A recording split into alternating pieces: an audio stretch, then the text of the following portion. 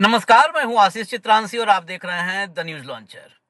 सोमवार, मंगलवार, बुधवार और गुरुवार, ये 4 दिन ओम बिरला के लिए बहुत बड़ी चुनौती साबित होने जा रहे हैं। चुनौती लोकतंत्र से जुड़ा हुआ नहीं है कुछ। ये चुनौती मोदी और शाह अपने मकसद में कैसे कामयाब हो पाएंगे, उसके लिए बिरला कैसे सदन चलाएंगे, चुनौती इस पे है। चुनौती ऐसा कुछ नहीं है कि वो सोमनाथ दा या मीरा कुमार बनने जा रहे हैं या सुमित्रा ताई जैसा कुछ कर देंगे। कुछ नहीं, खाली मोदी और शाह। और ये चुनौती बढ़ाने का काम किया है राहुल गांधी, कांग्रेस और इंडिया अलायंस ने। मल्लिकार्जुन खड़गे के दफ्तर में कल एक मीटिंग हुई जिस पर कोई बहुत ज्यादा रिपोर्टिंग नहीं हुई।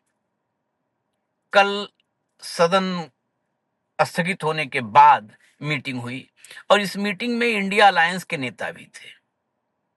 कांग्रेस ने अपनी तरफ से 100 सांसदों को व्हिप जारी कर दिया, मतलब अगुवाई की, पहले लीड फ्रॉम द फ्रंट। तो उन्होंने फ्रंट से लीड करते हुए 100 सांसदों को व्हिप जारी कर दिया। उन्हें 3 दिन के लिए सदन में उपस्थित रहना ही रहना होगा, हर हाल में 100 सांसदों को। और इसके साथ ही खड़गे साहब ने बाकी जो अपने सहयोगी दल हैं उनको भी कहा कि आप लोग भी इस पे अपनी जिम्मेदारी अपने तरीके से, आपके पार्टी के सांसद हैं, कैसे करना है उस पर निभाइए, क्योंकि यहां पर हमें एकजुट होना है, एकजुट होना है, एकजुट रहना है। बिल भले भी जो सामान्य बहुमत का बिल है वो भले पास करवा ले जाए, लेकिन बिल पास करवाने में भी उनको खाली मैदान नहीं देना है।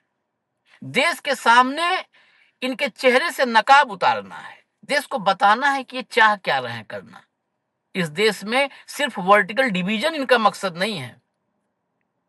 ये फिनेंशियल पाइपलाइन को भी बीजेपी दफ्तर में मोड़ के ले जाना चाहते हैं और जायज नहीं, नाजायज तरीके से इस देश की सारी संपत्ति पर कब्जा करना चाहते हैं। ये पूरा का पूरा बड़ा मतलब डिटेल्ड कि कैसे इनका मुखौटा उतारा जाए।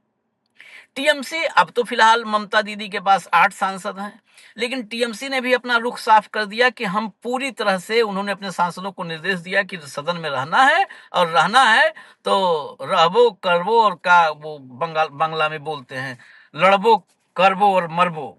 तो वो वहां पर लड़ेंगे, करेंगे, मरेंगे, वहां पे जूझेंगे। उसके अलावा समाजवादी पार्टी के सांसदों को भी व्हिप जारी किया जा सकता है, मतलब सामान्य निर्देश सबको दे दिए गए हैं, लेकिन सपा भी व्हिप जारी कर सकती है।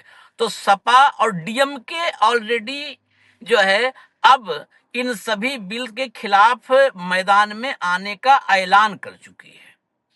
शाह का जितना भी प्लान है उस प्लान के खिलाफ उतरने का ऐलान कर चुकी है। तो कुल मिला जुला के 100 का व्हिप है। उसके अलावा 80 से ज्यादा सांसद अलर्ट मोड पे रखे गए हैं।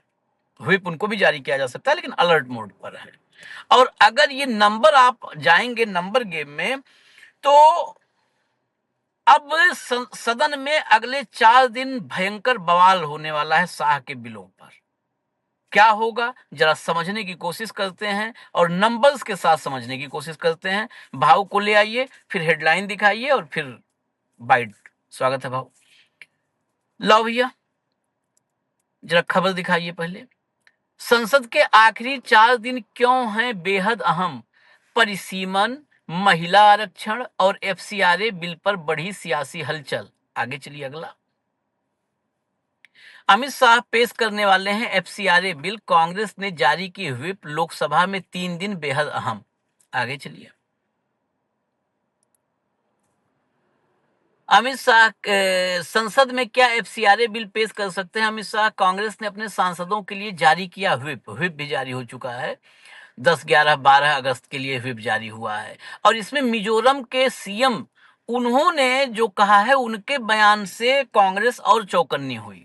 आगे चलिए जरा, खबर के भीतर आइए तो क्लियर होगा कि चौकन्ने क्यों हुए। मिजोरम के सीएम अमित शाह से मिले थे और उसके बाद उनका स्टेटमेंट जो आया ना, उसने मामला थोड़ा सबको अलर्ट मोड पर डाल दिया। कांग्रेस ने संसद के मानसून सत्र के बचे हुए कुछ दिनों 10, 11 और 12 अगस्त के लिए 3 लाइन का व्हिप जारी क्यों किया है? क्या एफसीआरए यानी विदेशी अंशदान संशोधन विधेयक 2026 को पेश किए जाने की संभावना है? और यदि ऐसा है तो क्या अमित शाह इसको पेश करने संसद में आ सकते हैं? कम से कम कांग्रेस को तो यही आशंका लगती है। इसका संकेत मिजोरम के सीएम लालदुहोमा ने भी दिया है। उन्होंने कहा कि गुरुवार को मुलाकात के दौरान अमित शाह ने संकेत दिया है कि 12 अगस्त को बिल पेश किया जाएगा। ये कौन कह रहा है? मिजोरम के सीएम। एफसीआरए बिल गृह मंत्रालय के अधीन आता है, तो गृह मंत्री अमित शाह के आने की संभावना जताई जा रही है, जो अब तक गायब है। आगे चलिए। कांग्रेस को आशंका है कि मानसून सत्र के बचे हुए दिनों में केंद्रीय गृह मंत्री अमित शाह संसद में आकर एफसीआरए संशोधन विधेयक पेश कर सकते हैं। इसलिए उसने अपने सभी लोकसभा सांसदों को सोमवार से लेकर बुधवार तक सदन में अनिवार्य रूप से मौजूद रहने का 3 लाइन का व्हिप जारी किया है। कांग्रेस के साथ साथ विपक्ष के अन्य दल भी अपने सांसदों की पूरी मौजूदगी सुनिश्चित करने की तैयारी कर रहे हैं, ताकि विधेयक पर चर्चा और मतदान के दौरान विपक्ष अपनी संख्या का प्रदर्शन कर सके। आगे चलिए। मीडिया रिपोर्ट में सूत्रों के हवाले से कहा गया है कि शुक्रवार को राज्यसभा में विपक्ष के नेता मल्लिकार्जुन खड़गे के कक्ष में विपक्षी दलों की बैठक हुई। इस बैठक में कांग्रेस नेतृत्व ने सहयोगी दलों से भी कहा कि वे सोमवार से अपने सभी सांसदों की संसद में मौजूदगी सुनिश्चित करें। विपक्ष का मानना है कि यदि एफसीआरए संशोधन विधेयक सदन में आता है तो गृह मंत्री अमित शाह स्वयं चर्चा के दौरान उपस्थित हो सकते हैं। और अगला, तृणमूल कांग्रेस के एक वरिष्ठ सांसद ने भी बताया कि पार्टी ने अपने सभी सांसदों को सोमवार से संसद में मौजूद रहने के निर्देश दिए हैं। हालांकि कुछ दल औपचारिक व्हिप जारी करेंगे, जबकि कुछ ने अपने सांसदों को अनौपचारिक रूप से निर्देश दिए हैं। दोनों हैं। आगे चलिए। समाजवादी पार्टी ने भी संकेत दिया है कि वह विपक्ष की संयुक्त रणनीति के साथ खड़ी रहेगी, ताकि पार्टी के वरिष्ठ सांसद ने कहा कि यदि जरूरत पड़ी तो समाजवादी पार्टी भी अपने सांसदों के लिए व्हिप जारी कर सकती है। हालांकि फिलहाल उनके अधिकांश सांसद पहले से ही संसद में मौजूद रहे हैं। उन्होंने यह भी कहा कि यह भी साफ नहीं है कि एफसीआरए विधेयक पर चर्चा के दौरान अमित शाह स्वयं सदन में आएंगे या फिर उनकी जगह गृह राज्य मंत्री नित्यानंद राय सरकार की ओर से जवाब देंगे। अभी देखिए, इतना बड़ा बिल जिस पर अमेरिका तक में बवाल है, उस पर भी ये क्लियर नहीं है कि गृह मंत्री खुद सदन में आएंगे कि नहीं आएंगे। बिल में छुप कर बिल लाने वाले लोगों को आप देख लीजिए। आशीष जी, जब प्रधानमंत्री कार्यालय से ये बोला गया था कि प्रधानमंत्री पूरे देश को संबोधित करते बता रहे थे कि कड़े कानून ला रहे हैं हम, कड़े कानून काहे के लिए कड़े कानून ला रहे हैं? एग्जाम के पेपर लीक ना हो और उनको सजा देने के लिए। वो बिल भी राज्य मंत्री ने पेश किया था। हाँ। इतना इंपॉर्टेंट बिल। हाँ। तो यहाँ पे भी नित्यानंद आए तो कोई मुझे आश्चर्य होगा नहीं, क्योंकि ये सिंपल मेजोरिटी से बिल पास होना है। ये बिल जो परिसीमन वाला हो, वो महिला आरक्षण बार बार जोड़ते महिला आरक्षण का, वो महिला आरक्षण का बिल तो पास भी हो गया, अध्यादेश भी आ गया उसका, वो है नहीं। ये परिसीमन है और महिला आरक्षण का वो नाम ले रहे हैं। परिसीमन बिल मुझे नहीं लगता कि इस बार आएगा, क्योंकि उनके पास आंकड़े नहीं बन पाए किसी भी हालत में। एक जगह परिसीमन बिल आ सकता है, एक इस पे, यदि एफसीआरए के बिल पर बहुत ज्यादा हंगामा हो गया और उन्होंने यदि सेशन के लिए 60 से 65 विधायकों को निष्कासित कर दिया, सांसदों को। हाँ। यदि 65 विधायक निष्कासित होते हैं तो फिर ये जो 119 वाला आंकड़ा है, 319 वाला आंकड़ा है, 319 में बिल पास हो जाता है। 319 में 2/3 के लिए आपको 65 विधायक बाहर निकालने होंगे। सांसद निकालने होंगे बाहर, उस विधेयक को पास करने, वो अमेंडमेंट बिल पास करने के लिए। तो क्या ये एफसीआरए आके हंगामा करवा रहे हैं और हंगामे में 60-65 निकाल कर बिल पास करवाएंगे? क्या इनकी ये मनीषा है? क्योंकि बिल तो ये हमेशा कहते हैं कि on the strength of the house, present people in the house. तो ये बड़ा डेलिकेट मामला है, क्योंकि इनको इनके था पे आप नहीं जा सकते। ये किस, आप परंपराएं, रूल्स, रेगुलेशन, संविधान, ये सब छोड़ दीजिए, बस इनको आंकड़ा चाहिए कि 319 पे कैसा कर सकते हैं। 319 के लिए आपको 60-65 की स्ट्रेंथ डाउन करनी होगी, तो आप निष्कासित भी कर सकते हैं। ये भी एक आशंका है मुझे, इसीलिए पहले एफसीआरए डालेंगे। एफसीआरए में हंगामा तो होगा, सिंपल मेजोरिटी इनके पास है, इसलिए एफसीआरए पास भी होगा। लेकिन एफसीआरए में फिर अमेंडमेंट होगा, अमेरिका का दबाव कितना है, वो दबाव में क्या अमेंडमेंट होगा, क्या प्रॉपर्टी टेक ओवर वाला क्लॉज है जो उन्होंने कहा, क्या सुप्रीम कोर्ट में अभी कोई उम्मीद नहीं है। जब सुप्रीम कोर्ट कहता है गोली खाओ अंडे मत खाओ, तो छोड़ दीजिए बाकी चीजों को।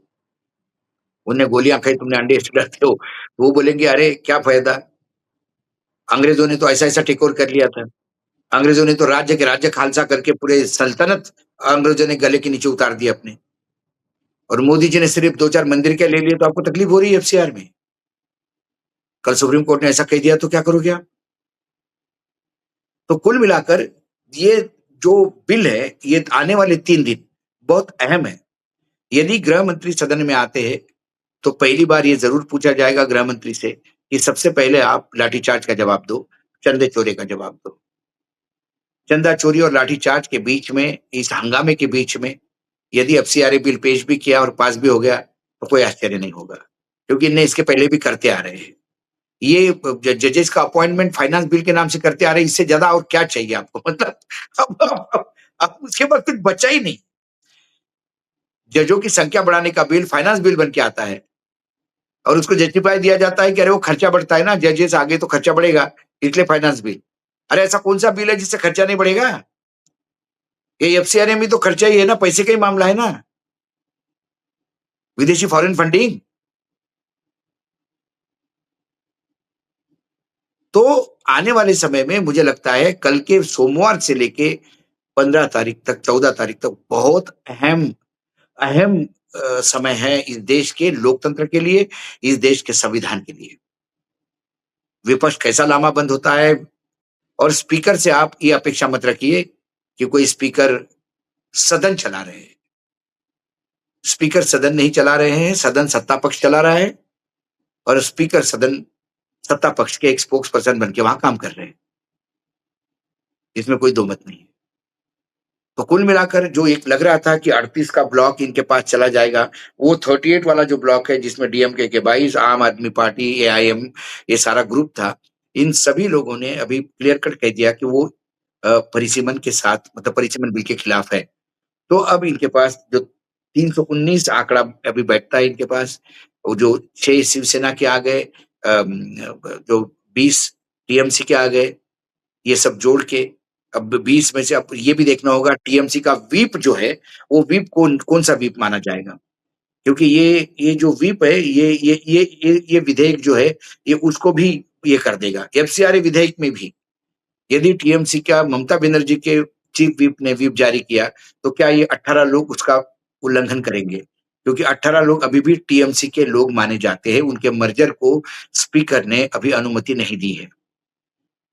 और यदि वो 18 लोग, जो 20 लोग अलग बैठे हैं, वो 20 लोग यदि अपना व्हिप अपॉइंट करते हैं, तो वो अधिकार उन्हें नहीं है। सुप्रीम कोर्ट ने कई केसेस में, और लेटेस्ट महाराष्ट्र के केस में भी ये बता दिया था कि व्हिप अपॉइंट करने का अधिकार संगठन का है, ना कि विधायक मंडल का। तो उसमें यदि वो व्हिप जारी करते हैं ममता बनर्जी, क्योंकि इस गुट ने जो बैठा है 20 का, इन्होंने अभी ओरिजिनल टीएमसी का क्लेम नहीं किया है। इन्होंने किया है क्लेम हम अलग पार्टी में जॉइंट हो गए हैं। लेकिन उसके मर्जर का अभी स्पीकर ने परमिशन नहीं दी है। तो टेक्निकली टीएमसी के मेंबर है। तो टीएमसी का मेंबर है, तो व्हिप जारी करना ममता बनर्जी, तो ये टेस्ट उसका भी होगा। यदि व्हिप के खिलाफ हो गया, तो तुरंत डिस्क्वालिफिकेशन का मामला, एप्लीकेशन मूव होगी। तो स्पीकर उस डिस्क्वालिफिकेशन पे क्या बात करते हैं? क्योंकि अल्टीमेटली स्पीकर को भी सुप्रीम कोर्ट के पुराने रूलिंग्स क्या है, इसके हिसाब से जाना पड़ेगा। ये अब इस दौरान ये भी टेस्ट होगा कि कौन किसको वोटिंग करता है और किसका व्हिप माना जाएगा। टीएमसी की अंदरूनी जो लड़ाई है, इसको न्यायपालिका के सामने जब जाएगी, तब ये आज कल का दिन एफसीआरए का वो भी बहुत महत्वपूर्ण होगा। इसलिए टीएमसी की तरफ भी ध्यान होगा, वो कैसे बिहेव करती होगा। फिर उसके बाद जो 3 सांसद है, मुस्लिम सांसद, जिन्होंने कहा हम एनडीए के साथ नहीं जाएँगे, हालाँकि वो प्रधानमंत्री से मिले, और तब भी उन्होंने कहा कि हम मुख्यमंत्री से भी मिले। मुख्यमंत्री से इसलिए मिले कि हमको विकास चाहिए हमारे कॉन्स्टिट्यूएंसी में। हो सकता है कि प्रधानमंत्री को भी इसी अनुशंसा में मिले हो, प्रधानमंत्री ने बुलाया तो। लेकिन क्या वो एनडीए के लिए वोटिंग करेंगे? सवाल ये है। क्योंकि जिन तीनों ने कहा कि हम एनडीए के साथ नहीं जाना चाहते, वो क्या एनडीए के फेवर में वोटिंग करेंगे? यदि वो एनडीए के फेवर में वोटिंग करेंगे, तो फिर अपने संसदीय क्षेत्र में क्या जवाब देंगे? बहुत मामला, हर जगह पेच फँसे हुए हैं। टीएमसी के उन 3 बागियों के, मुस्लिम बागियों के पेच फँसा है। टीएमसी का जो बागी गुट है, उसका पेच फँसा है, क्योंकि उनका स्टेटस अभी क्लियर नहीं है। व्हिप का पेच फँसा हुआ है। दूसरा जो 38 वाला ब्लॉक था, जो 38 वाला ब्लॉक इसलिए महत्वपूर्ण हो गया क्योंकि डीएमके के 22 उनके साथ चले गए। उन्होंने भी बड़ा क्लियर कट कह दिया कि इस मामले में हम बिल्कुल एनडीए के साथ नहीं हैं, किसी भी हालत में परिसीमन वाले बिल से। और एफसीआरए बिल को तो ऑलरेडी उन्होंने पहले ही प्रेजेंटेशन दिया है। यदि वो एफसीआरए को जो उन्होंने कहा, जो प्रधानमंत्री से मिले, प्रधानमंत्री ने गृहमंत्री के पास भेजा, गृहमंत्री ने उनकी बात सारी सुनी। सुनने के बाद यदि बिल में कोई बदलाव नहीं आता है, बिल वैसा कि वैसा ही आता है, तो फिर वो क्या साथ देंगे डीएमके, उसके में भी साथ नहीं देंगे। लेकिन फिर मैं कहता हूँ एफसीआरए सिंपल मेजॉरिटी वाला बिल है। वर्तमान में सरकार के पास मेजॉरिटी है। इतने हंगामे के बाद भी सरकार ने 2-3 बिल तो पास करवा ही लिए हैं। अब उस इस बिल में एफसीआरए का भी बिल होता है क्या? लेकिन एफसीआरए का बिल पास होता है तो इसको लॉन्ग टर्म इसके रिपरकशन होंगे। यूरोप में हम क्या जवाब देंगे? अमेरिका में सरकार क्या जवाब देगी? साथ ही गोवा के चुनाव में क्या होगा? गोवा की जहाँ-जहाँ केरल में क्रिश्चियन कम्युनिटी है, तो वो यदि वो लेफ्ट के साथ नहीं जाती तो उनकी मजबूरी होगी कि वो कांग्रेस या इंडिया गठबंधन के साथ जाए, क्योंकि बीजेपी उनको नंबर 1 की दुश्मन दिखेगी। फिर ये साउथ वर्सेस नॉर्थ ये ज़्यादा होगा। ओडिशा में भी कुछ हद तक कुछ पॉकेट्स है ओडिशा में जहाँ क्रिश्चियन डोमिनेटिंग है, आदिवासियों में, वो भी इनके खिलाफ वोटिंग कर सकते हैं, जो कुछ हद तक बीजेपी के साथ हो गए। तो कई लॉन्ग रिपरकशन होंगे इसके। ये इतना बिल ईज़ी नहीं है जो सरकार को लगता है। लेकिन ये हम रिपरकशन इसलिए कह रहे हैं कि हम सोचते हैं कि चुनाव फेयर होंगे, तो ये लोग साथ नहीं देंगे। अब भैया लोगों ने साथ नहीं दिया, बंगाल में लोगों ने, बिहार में साथ नहीं दिया, फिर भी सम्राट चौधरी मुख्यमंत्री बने हैं। वह शुभेंदु अधिकारी ज्ञानादेश से मुख्यमंत्री बने हैं। तो इस ज्ञानादेश को क्या जेन ज़ी जनादेश में परिवर्तित करेगा? क्योंकि अब सबकी आशा जेन ज़ी पे है। विपक्ष पार्लियामेंट में नंबर गेम में मार खाता है। आप कह रहे हैं कि अमेरिका अमेरिका यूरोप को जवाब क्या देंगे? जवाब दिलवा देता हूँ मैं अभी विनोद बंसल से। विनोद बंसल को सुनवा दो भैया, विश्व हिंदू परिषद वाले। अभी दीजिए जवाब, अमेरिका का मुंहतोड़ जवाब सुनिए इनसे ज्ञान। देखिए, हाँ। एफसीआरए जो है पहले से प्रचलित कानून है और फॉरेन फंडिंग को रेगुलेट करने के लिए आज का नहीं है, दशकों पुराना एक पार्लियामेंट का एनैक्टमेंट है। उसमें संशोधन की आवश्यकता क्यों पड़ी? क्योंकि पिछले कुछ वर्षों में जिस प्रकार से चैरिटी के नाम पर, सेवा के नाम पर और फॉरेन फंडिंग को प्राप्त किया जा रहा है और यहाँ पर खर्च धर्मांतरण के लिए, देश विरोधी गतिविधियों के लिए, पॉलिटिकल सिस्टम को हैक करने के लिए और भारत की संप्रभुता पर हमला करने के लिए उनका उस फंड का प्रयोग किया जा रहा था, उसके एक दूरगामी और दुष्परिणाम सामने देखने आए।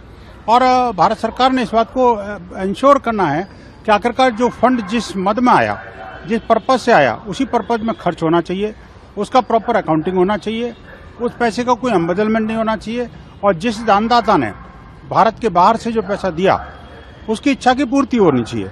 तो उसके लिए अगर कोई एफसीआरए में कोई अमेंडमेंट कर रहा है तो मुझे लगता है इसको अप्रिशिएट करना चाहिए, न कि उसकी कोई आलोचना करना चाहिए। खैर, देश की विपक्षी पार्टियों को आलोचना का अधिकार है, लेकिन इस आलोचना को अगर कोई भारत के बाहर वाले व्यक्ति कोई करे और भारत के बाहर वाला यानी अमेरिका को कोई सीनेटर करे तो उसको इस मामले में कोई अधिकार नहीं है। भारत की संप्रभु मामलों पर भारत को पूरा अधिकार है निर्णय लेने का। हमारे कानून के अंदर उनको हस्तक्षेप करने का बिल्कुल अधिकार नहीं है।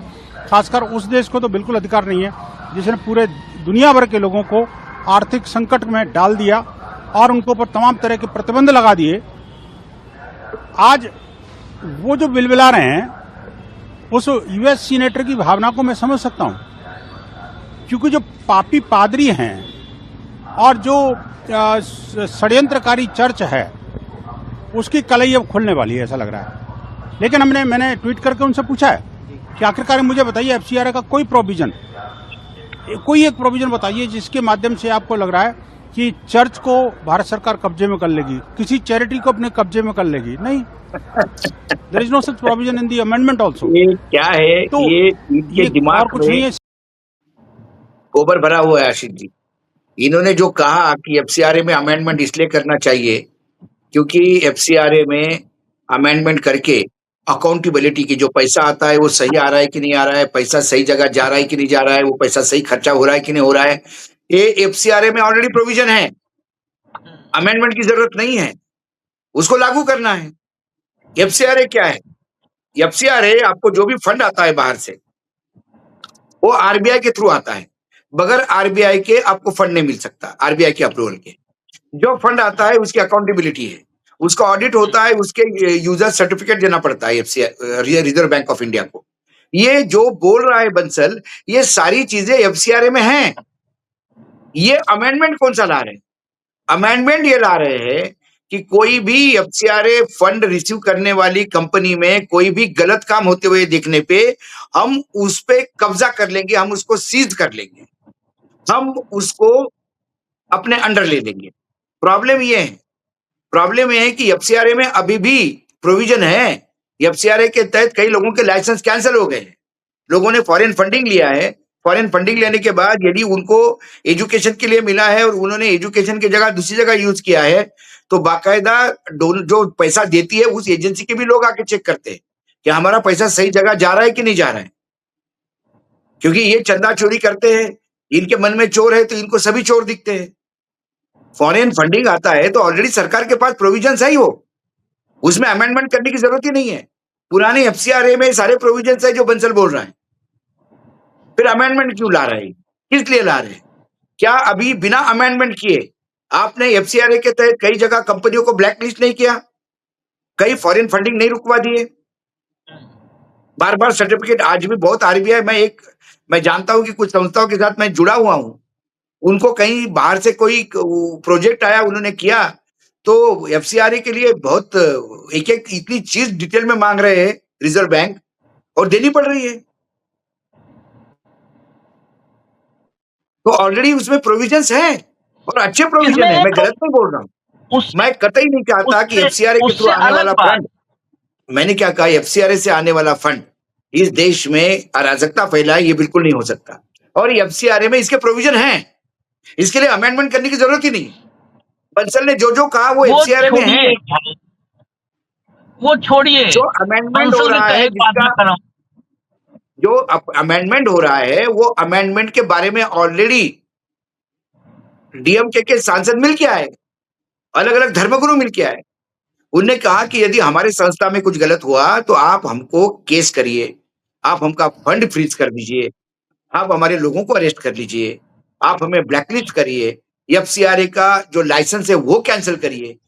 लेकिन 100 साल पुरानी यदि कोई कॉलेज है उसको सीज करके कब्जा करने का क्या मतलब है? सरकार टेक ओवर क्यों करेगी? आज 100 साल होते आ रहे हैं, सेंट जेवियर को 100 साल हो गए, बड़ा कॉलेज है, वहां कोई गड़बड़ी हो गई तो आप लोगों को अरेस्ट करिए, डायरेक्टर को अरेस्ट करिए। तो इसका मतलब यह हो गया कि राम मंदिर में चोरी हो गई, सरकार ने टेक ओवर करना चाहिए राम मंदिर। तो ऑलरेडी टेक ओवर है, अब कितना दो बार टेक ओवर नहीं हो सकता। नहीं, सरकार, मैं क्या बोल रहा हूँ, सरकार क्या एप्लीकेशन देती है? सरकार को सवाल पूछने पे सरकार कहती है वो ट्रस्ट से हमारा कोई लेना देना नहीं, वो प्राइवेट ट्रस्ट है। वो प्राइवेट ट्रस्ट, सरकार ने प्राइवेट लिमिटेड की जगह, वो ट्रस्ट की जगह सरकार ने टेक ओवर कर लेना चाहिए, रिसीवर बिठा देना चाहिए सीधा ऊपर से। क्या ट्रस्ट को अभी भी बोला कि आप फंक्शन करो, 2 डायरेक्टर के आपने इस्तीफे ले लिए ट्रस्टी के, और बाकी बोला कि आप बाकी लोगों को नए अपॉइंट करो, ये करो। क्यों करें? उसी के तहत यदि माइनॉरिटीज की थोड़ी गड़बड़ पाने पे माइनॉरिटीज को सीज करते हैं तो सरकार ने एक कारपोरेशन बना के, टेम्पल कारपोरेशन बना के एक आईएएस अधिकारी को बिठा देना चाहिए, वहां पे बैठ जाएंगे सब धीरे धीरे। तो सिस्टम में अब आईएएस क्या, मैं वही कह रहा हूँ कि मैं लॉन्ग टर्म में कह रहा हूँ कि ये सरकार कोई आम्र पट्टा तो लेके नहीं आएगी, कोई दूसरी सरकार आएगी तो कम से कम होगी। लेकिन अभी क्या होगा आशीष जी, कल केंद्र में सरकार भी बदलेगी तो राम मंदिर का ट्रस्ट राम मंदिर का ही रहेगा, वो संघियों के कब्जे में रहेगा। लेकिन वो यदि सरकारी, एग्जैक्टली। तो कहने का मतलब है कि आपको ना बंसल को अमेंडमेंट मालूम है और इनका हमेशा भ्रम फैलाओ। लोग बंसल को सुन के क्या कहेंगे, अरे बाप रे क्या गलत बोल रहा है यार, मुझे बताओ। अब बाहर से फंड आएगा, उसका ऑडिट नहीं होना चाहिए? बंसल को तो ऑडिट मांगना, बंसल को ऑडिट की फिक्र है ना। अरे विदेशी पैसा आता है आशीष जी बाद में, इस देश का पैसा जो पीएम केयर फंड में है उसका ऑडिट करवाओ ना बंसल जी। वो छोड़िए, मैं बंसल की बात कर रहा हूँ। हम तो जिसकी चर्चा हो रही है उसी की बात करेंगे। बंसल की बात सुन करके भी हमारे यहाँ कहता हूँ मैं हमेशा कि आप लोग तर्क करिए और तथ्य निकालिए। बंसल ने क्या कहा पिछले कुछ सालों से, बंसल की बात मैं रिपीट कर रहा हूँ, दोबारा सुन लीजिएगा। पिछले कुछ सालों से इस समय इस देश में जो पैसा आ रहा है वो देश के विरोधी गतिविधियों में इस सब में लग रहा है। तो सबसे पहले इसका मतलब इस देश में सबसे इनकम्पिटेंट सरकार अब आई है, क्योंकि पिछले कुछ सालों से 12 साल से तो मोदी जी हैं और बंसल कर रहा है कुछ सालों से। तो बंसल पहले तुम मोदी को इस्तीफा लो। इतना इनकम्पिटेंट है क्योंकि इससे पहले नहीं, खुद अगर ये बोलता कि 1947 से चल रहा है ऐसा तो बात ठीक थी। कहा कुछ सालों से, इसका मतलब पिछले कुछ साल मतलब मोदी के आने पे सब शुरू हुआ है। आप हटवाइए। दूसरी बात, मैं संघ का डेटा पे आ जाऊंगा तो एक डेटा खोल दूंगा, 95 से 2002 तक का तो इन्वेस्टिगेटिव डेटा है। $3 मिलियन अमेरिका से आया है। संघ अपना खर्चा दिखावे, जारी कर। संघ के संगठनों के पास जितनी फॉरेन फंडिंग आती है जरा ऑडिट करके दिखवा दे नरेंद्र मोदी, निर्मला सीतारमन दिखवावे। मतलब संघ क्या है भाई, हमको तो ये तो बता दो। मैं उसी बात पे आपत्तिजनक हो जाएगी, लेकिन दुनिया में एक ही टाइप के संगठन में देखा हूं जिनके हिसाब किताब का जो है ऑडिट नहीं आता है ये कांग्रेस की गलती है समाज के सामने और देश के सामने। ये कांग्रेस की गलती है। यदि संघ को 100 साल हो गए तो 60 साल तो कांग्रेस थी उस 100 सालों में। 100 साल कांग्रेस यदि संघ को हो गए तो 60 साल तो कांग्रेस ने तभी रगड़ दिया होता। लेकिन कांग्रेस बड़े दिल से चली। कांग्रेस ने कभी बदले की भावना से काम नहीं किया। कांग्रेस ने सब विचारधाराओं को पनपने दिया। उन्हें यह पता नहीं था कि ये विशिला वृक्ष जो है ये वट वृक्ष होके एक दिन सबको तकलीफ देगा। आज सबको तकलीफ दे रहा है। आज बंसल वीएचपी का ही दे देना ऑडिट, छोड़िए संघ का भी दूर रहा, वीएचपी का ही बता दीजिए। वीएचपी में जो कंस्ट्रक्शन हुआ अयोध्या में, वीएचपी के ऑफिस में जो कंस्ट्रक्शन हुआ है चंदे के पैसे से, राम मंदिर के पैसे से, उसको पूछिए। यही आपके नीचे, नाक के नीचे गलत हो रहा है। चले फॉरेन फंडिंग का ढूंढने दूरबीन लगाकर। सबसे ज्यादा तो विश्व हिंदू परिषद पर, विश्व हिंदू परिषद ने 90s से अब तक इस पर आरोप है कि इसने हजारों हजार करोड़ रुपए का गबन किया है। और कांग्रेस तो इस देश में सबसे बड़ा पाप की है। इनको संघियों को छोड़ करके कांग्रेस का बड़ा दिल कर रहे हैं, लेकिन कांग्रेस का वही कहे दिल दरिया। कांग्रेस का दिल दरिया था और देश का समंदर बनवा दिया। इसके कांग्रेस के दरिया दिली में देश समंदर हो गया, गड्ढा करके रख दिया। हाँ, खैर इजाजत दीजिए और लाइए FCRA, कब जाइए, देखते हैं कितने दिन चलता है ये जो है आपका अराजक सिस्टम, कितने दिन चलता है। लाइए बिल, वो तो सामान्य बहुमत का बिल है, पास हो जाएगा। उस बिल को विपक्ष नहीं रोक पाएगा। एक बात ये याद रखे कि ऐसा ही ईडी के लिए अमेंडमेंट करके लाया था चिदम्बरम, और कपिल सिब्बल से लेकर तमाम लोग कह रहे थे कि ये अमेंडमेंट मत लाओ, ये बहुत घातक अमेंडमेंट है। और ये अमेंडमेंट आने के बाद सरकार बदली और सबसे पहला ईडी ने उसी अमेंडमेंट के तहत किसी को उठाया तो चिदम्बरम को उठाया। अपने खुद के गड्ढे में खुद चिदम्बरम गिर गए थे। कल ऐसा नहीं हो कि FCRA का ये जो आप अमेंडमेंट ला रहे हो और कल सत्ता बदली तो पता पड़ा कि झंडे वाला का ऑफिस ही राजसाद हो गया। झंडे वाला के ऑफिस में हॉस्टल खुल गए बच्चों के, आदिवासियों के, क्योंकि FCRA वहां पे भी लागू होगा फिर कुल मिलाकर।